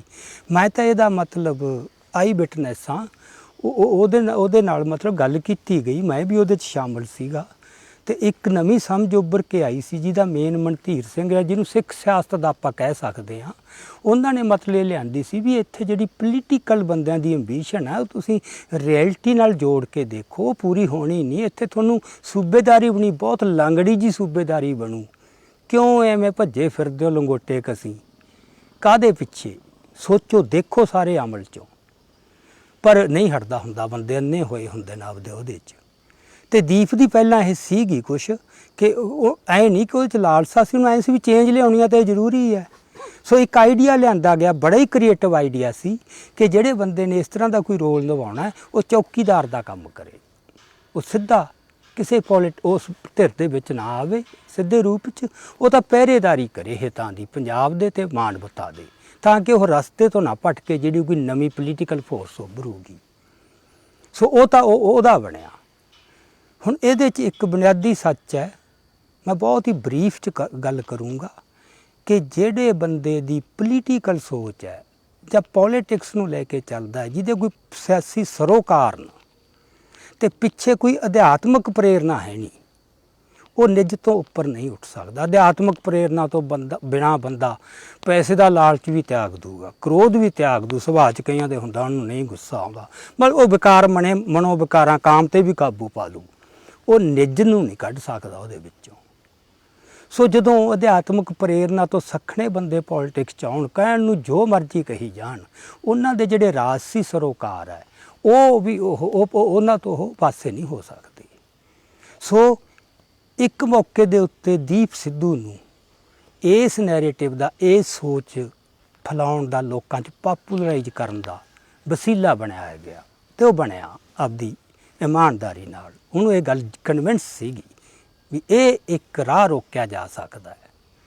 ਪਰ ਜਿੱਥੇ ਪੋਲੀਟੀਕਲ ਹੋਵੇ, ਅਸੀਂ ਆਪਦੀ ਪੋਲੀਟਿਕਸ ਐਡਵਾਂਸ ਕਰਨੀ ਹੈ, ਪਿੱਛੇ ਰੀਅਲ ਅਧਿਆਤਮਕ ਪ੍ਰੇਰਨਾ ਕੋਈ ਨਹੀਂ, ਨਿੱਜ ਤੋਂ ਉੱਪਰ ਨਹੀਂ ਉੱਠਿਆ ਜਾਂਦਾ, ਪੋਲੀਟਿਕਸ ਨੂੰ ਧਰਮ ਦੇ ਅਧੀਨ ਨਹੀਂ ਕੀਤਾ ਜਾਂਦਾ, ਉੱਥੇ ਫਿਰ ਮੋਰੈਲਿਟੀ 'ਤੇ ਵੀ ਉਹਦਾ ਕਿਤੇ ਨਾ ਕਿਤੇ ਜਾ ਕੇ ਪਰਛਾਵਾਂ ਪੈ ਜਾਂਦਾ ਹੈ। ਬੰਦੇ ਨੂੰ ਵਰਤਣ ਦੀ ਜਦੋਂ ਉਹ ਇੱਕ ਪ੍ਰੋਬਲਮ ਬਣ ਜੇ ਜਾਂ ਤੁਹਾਡੀ, ਕਿਉਂਕਿ ਪਹਿਲਾਂ ਆਪਦੀ ਇੱਕ ਪੋਲੀਟਿਕਸ ਐਡਵਾਂਸ ਕਰਨੀ ਆ, ਉਹਦੇ ਰਾਹੀਂ ਜਦੋਂ ਲੱਗੇ ਕਿ ਇਹਦਾ ਅਥਰਾਪਣ ਤਾਂ ਸਾਡੀ ਨਵੀਂ ਬਦਲੀ ਹੋਈ ਸਿਚੁਏਸ਼ਨ 'ਚ ਸਾਡੇ ਪੋਲੀਟੀਕਲ ਇੰਟਰਸਟ ਨੂੰ ਤੇ ਸਾਡੀ ਪੋਲੀਟਿਕਸ ਲਈ ਇੱਕ ਸਮੱਸਿਆ ਬਣ ਰਿਹਾ ਹੈ, ਕਿ ਫਿਰ ਉਹ ਕੀ ਕਰਦੇ ਆ, ਫਿਰ ਉਹਨੂੰ ਵੀ ਸੁੱਟ ਦਿੰਦੇ ਆ ਪਾਸੇ। ਆਹ ਟ੍ਰੈਜਡੀ ਮੈਂ ਕਹੂੰਗਾ, ਇਤਿਹਾਸਕ ਟ੍ਰੈਜਡੀ ਵਾਪਰੀ ਹੈ ਬਹੁਤ ਵੱਡੀ। ਇਹਦੀਆਂ ਬੜੀਆਂ ਉਦਾਹਰਨਾਂ ਨੇ ਦੁਨੀਆ 'ਚ, ਜਦੋਂ ਜਿਹੜੇ ਨਾਇਕ ਨੇ ਲੋਕਾਂ ਦੇ, ਉਹ ਅਜੇ ਨਾਇਕ ਨਹੀਂ ਸੀ, ਸਿਰ ਚੁੱਕ ਰਿਹਾ ਸੀ। ਇਹ ਤਾਂ ਲੱਖਾ ਵੀ ਤੇ ਇਹ ਵੀ ਆਪਦੇ ਤਰੀਕੇ ਨਾਲ, ਦੋਹਾਂ 'ਚ ਸਾਂਝ ਵੀ ਹੈ ਪਰ ਬਹੁਤ ਕੁਛ ਸਾਂਝਾ ਵੀ ਨਹੀਂ। ਮਤਲਬ ਸਾਂਝਾ ਇਸ ਪੱਖੋਂ ਕਿ ਉਹਨਾਂ 'ਚ ਬੜੇ ਫਰਕ ਨੇ। ਫਰਕ ਇਹ ਨਹੀਂ ਕੋਈ ਦਿਲਾਂ 'ਚ ਫਰਕ ਹੈ, ਵਿਚਾਰਾਂ ਦੀ ਪੱਧਰ ਦੇ ਉੱਤੇ, ਮਤਲਬ ਇਹਦਾ ਵਿਜ਼ਨ ਵੱਡਾ ਹੈ। ਲੱਖੇ ਕੋਲ ਧੜੱਲਾ ਬਹੁਤ ਹੈ ਤੇ ਪ੍ਰੈਕਟੀਕਲ ਵਿਜ਼ਡਮ ਹੈਗੀ ਹੈ। ਉਹ ਸੋਚ ਕੇ ਸਕਦਾ ਮੈਂ ਕੀ ਕਰਨਾ, ਕਿ ਇਹ ਤੋਂ ਨਹੀਂ ਸੋਚਿਆ ਜਾਂਦਾ, ਇਹ ਇੰਪਲਸਿਵ ਹੈ। ਸੋ ਪਹਿਲਾਂ ਮਤਲਬ ਫਿਰ ਇਹ ਸੋ ਇਹਨੇ ਤਾਂ ਮਤਲਬ ਆਪਣਿਆਂ ਤੇ ਬਗਾਨਿਆਂ, ਇਹ ਤਾਂ ਦੋਹਾਂ ਦੇ ਕਹਿਰ ਦਾ ਸ਼ਿਕਾਰ ਹੋ ਗਿਆ ਬੰਦਾ। ਇਹਦੇ ਪੱਖ 'ਚ ਬੋਲਣ ਵਾਲਾ ਕੋਈ ਵੀ ਨਾ ਰਹਿ ਗਿਆ ਤੇ ਸਾਰਾ ਹਮਲਾ ਦੀ ਧਾਰ ਦੀਪ ਸਿੱਧੂ ਤੇ ਸੇਧਤ ਹੋ ਗਈ। 26 ਤਰੀਕ ਦੀ ਰਾਤ ਨੂੰ ਜਿਹੜੇ ਬੰਦਿਆਂ ਨੇ ਇਹਨੂੰ ਕੁੱਟਣ ਜਾਂ ਮਾਰਨ ਵਾਸਤੇ ਉਹ ਭੀੜ ਪਈ ਪਾਗਲ ਹੋ ਕੇ, ਉਹ ਭੀੜ ਕੀ ਹੈ? ਉਹ ਲਿੰਚਿੰਗ ਬ੍ਰਿਗੇਡ ਹੈ। ਉਹ ਲਿੰਚਿੰਗ ਬ੍ਰਿਗੇਡ ਜਰਮਨੀ 'ਚ ਵੀ ਪੈਦਾ ਹੋਏ ਸੀ, ਇਟਲੀ 'ਚ ਵੀ ਪੈਦਾ ਹੋਏ ਸੀ, ਦੁਨੀਆ ਦੇ ਬਹੁਤ ਹਿੱਸਿਆਂ 'ਚ ਪੈਦਾ ਹੋਏ ਨੇ।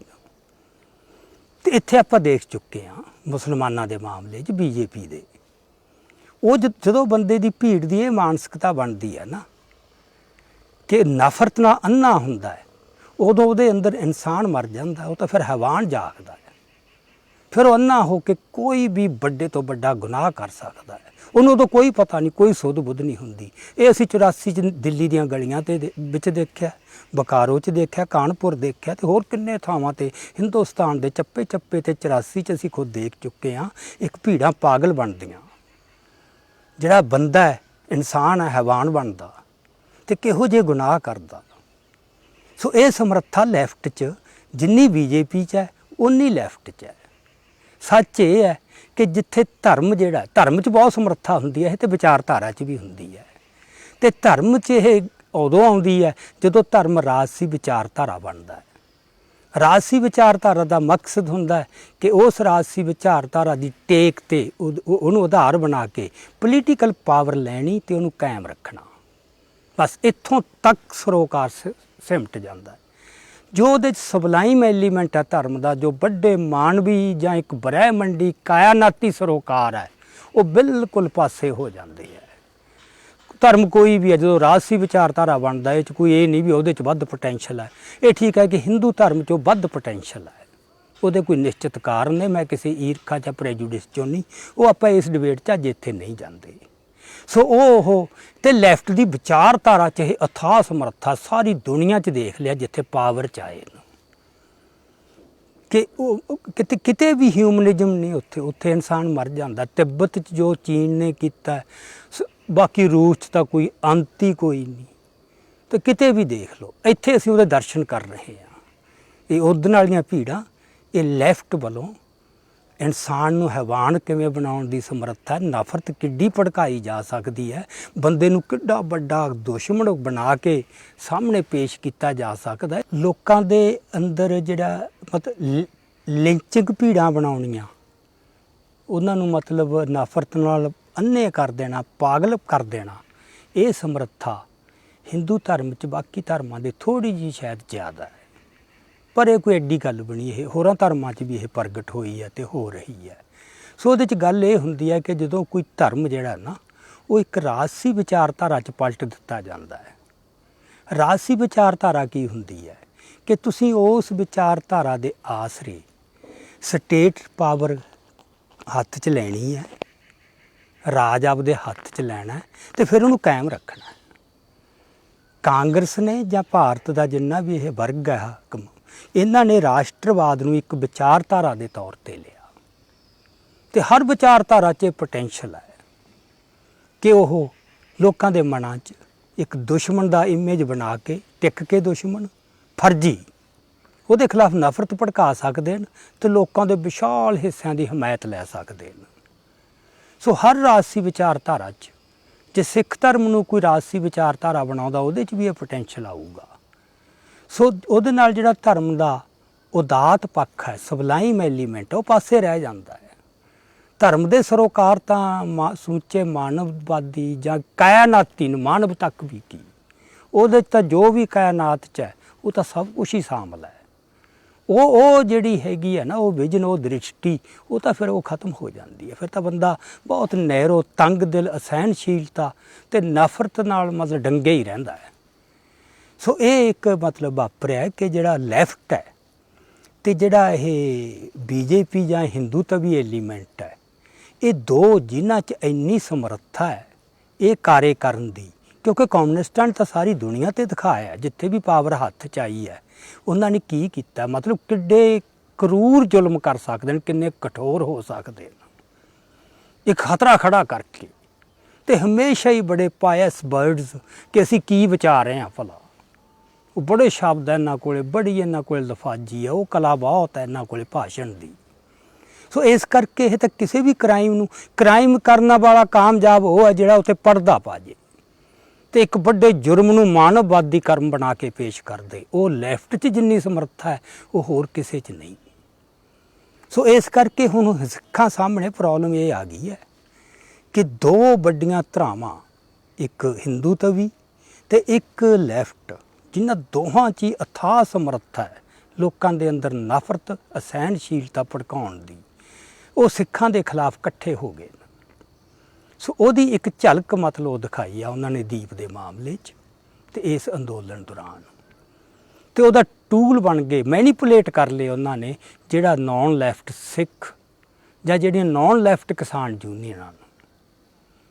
ਸੋ ਜਿਹੜਾ ਪੋਲੀਟੀਕਲ ਸਰੋਕਾਰ ਹੈ ਨਾ, ਉਹਦੇ 'ਚ ਕਿਸੇ ਦੀ ਪੋਲੀਟੀਕਲ ਪੋਜੀਸ਼ਨਾਂ ਜਿੰਨੀਆਂ ਮਰਜ਼ੀ ਸ਼ਾਰਪ ਹੋਣ, ਕਿਸਾਨ ਯੂਨੀਅਨ ਕੋਈ ਜਿਹੜੀਆਂ ਜਿਵੇਂ ਸੁਰਜੀਤ ਫੂਲ ਹੈ, ਕ੍ਰਾਂਤੀਕਾਰੀ ਕਿਸਾਨ ਯੂਨੀਅਨ ਦਾ ਆਪਾਂ ਲਈਏ, ਮਤਲਬ ਉਹਦੀਆਂ ਪੋਜੀਸ਼ਨਾਂ ਉਂਝ ਬੜੀਆਂ, ਉਸ ਸਟੇਟ ਨਾਲ ਕੋਈ ਸਮਝੌਤਾ ਨਹੀਂ ਕਰਨਾ।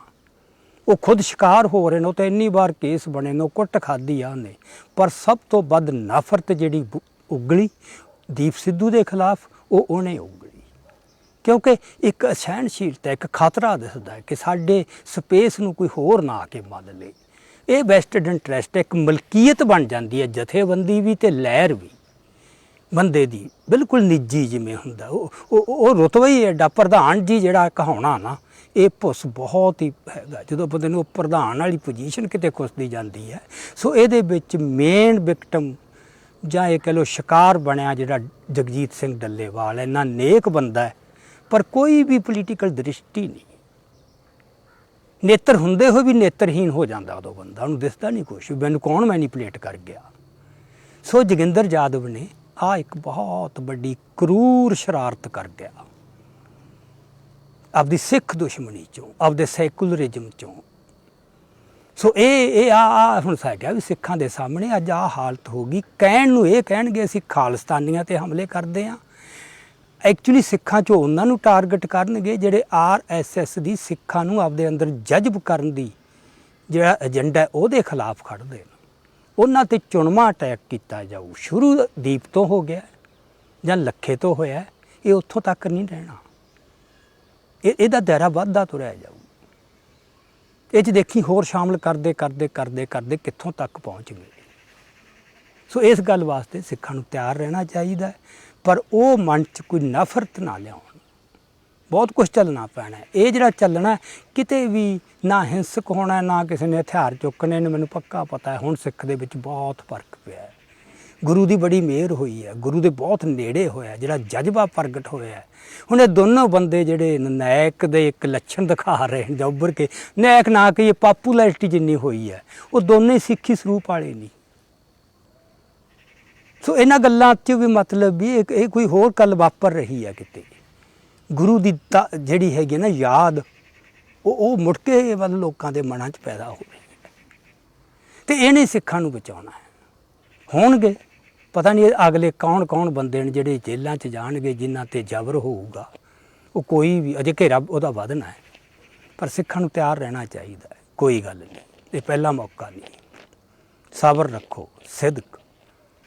ਹਰਿੰਦਰ ਸਿੰਘ ਮਹਿਬੂਬ ਨੇ ਕਿਹਾ ਕਿ ਸਿਦਕ ਦੇ ਰਾਹ ਆਬਾਦ ਰਹਿਣੇ ਚਾਹੀਦੇ ਨੇ।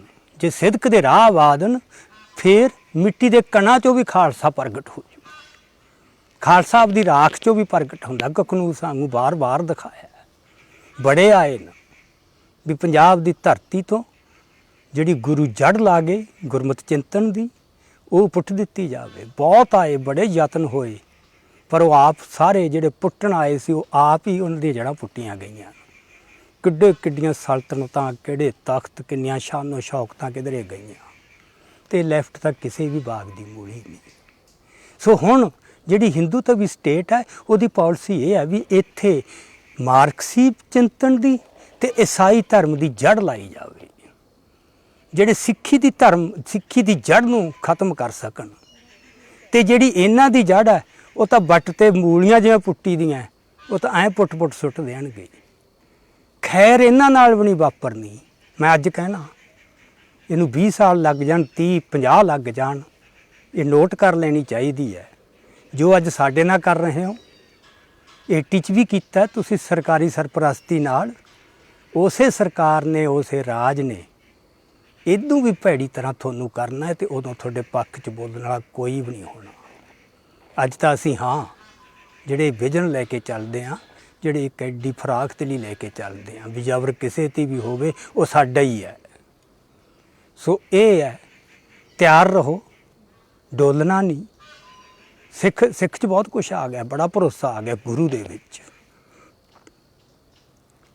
ਸੋ ਇੰਨੀਆਂ ਕੁਝ ਵਿਚਾਰਾਂ ਸੀਗਾ। ਫਿਰ ਜੇ ਮੌਕਾ ਮਿਲਿਆ ਫਿਰ ਕਰਾਂਗੇ।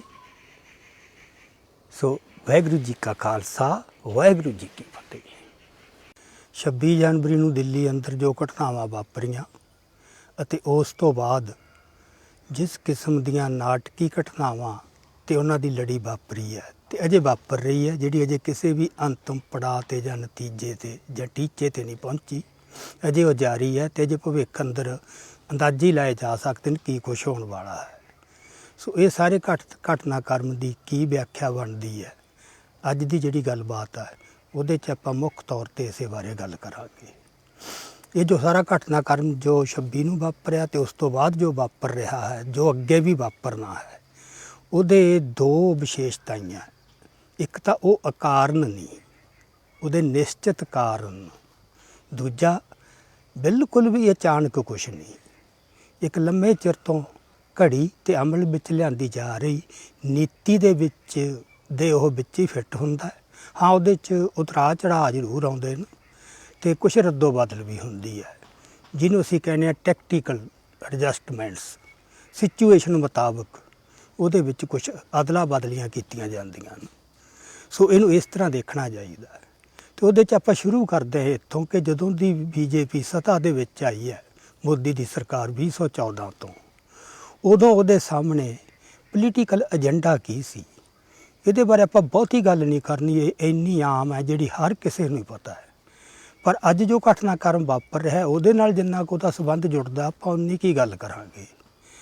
ਉਹਦੇ 'ਚ ਇਹ ਹੈ ਕਿ ਉਸ ਏਜੰਡੇ ਦੇ ਵਿੱਚ ਇਹਨਾਂ ਨੇ ਕੁਝ ਦੁਸ਼ਮਣ ਟਿੱਕੇ ਸੀ, ਦੁਸ਼ਮਣ ਤਾਕਤਾਂ, ਅਤੇ ਉਹਨਾਂ ਨਾਲ ਨਜਿੱਠਣ ਦੇ ਕਾਰਜ ਮਿੱਥੇ ਸੀ। ਉਹਦੇ ਵਿੱਚ ਸਭ ਤੋਂ ਪਹਿਲੀ ਗੱਲ ਤਾਂ ਇਹ ਸੀ ਕਿ ਜਿਹੜੀਆਂ ਮੁਸਲਮ ਵਰਗ ਹੈ ਉਸ ਦੇ ਉੱਤੇ